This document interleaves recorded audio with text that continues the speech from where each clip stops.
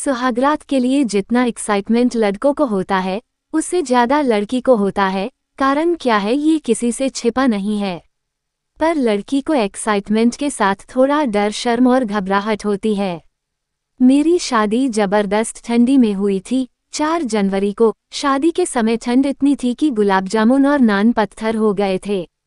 क्योंकि हम बिहार से हैं तो शादी के बाद तुरंत सुहागरात नहीं होती है।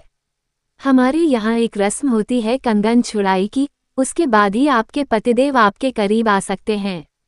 और इधर हमारे यहाँ शादी में फर्नीचर और बेड हमेशा से लड़की की तरफ से दिया जाता है। शादी के बाद तमाम तरह के फंक्शन होते हैं।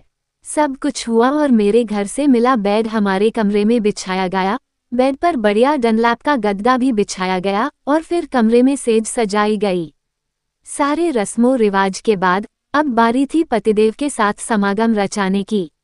जैसे ही हम कमरे में आए उस समय रात के 10 बज रहे थे और घर में सन्नाटा छा गया था। एक सुई भी गिरती आवाज पूरे घर में आती।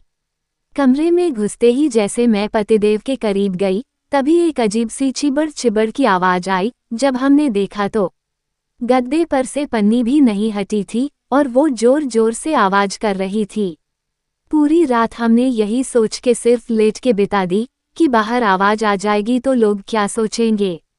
लेकिन ज्यादा देर तक रहा नहीं गया और 3 बजे हमने भी सोचा अब सब सो गए होंगे, चलो करते हैं।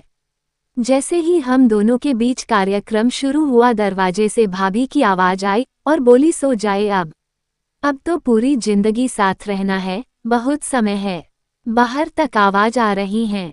मैं शर्म के मारे लाल हो गई और बिना कुछ हुए हमारी सुहागरात बन गई। सुबह उठे तो दरवाजा खोलते भाभी सामने खड़ी थी और मुस्कुराते हुए मुझे देख रही थी। मैंने भी उन्हें मुस्कुराते हुए देखा और मन में सोचने लगी कि जिसके लिए ये मुस्कुरा कर देख रही हैं वो तो कुछ हुआ ही नहीं है। और ऐसी थी मेरी सुहागरात। दोस्तों, अगर कहानी अच्छी लगी तो एक लाइक करके चैनल को सब्सक्राइब कर लेना।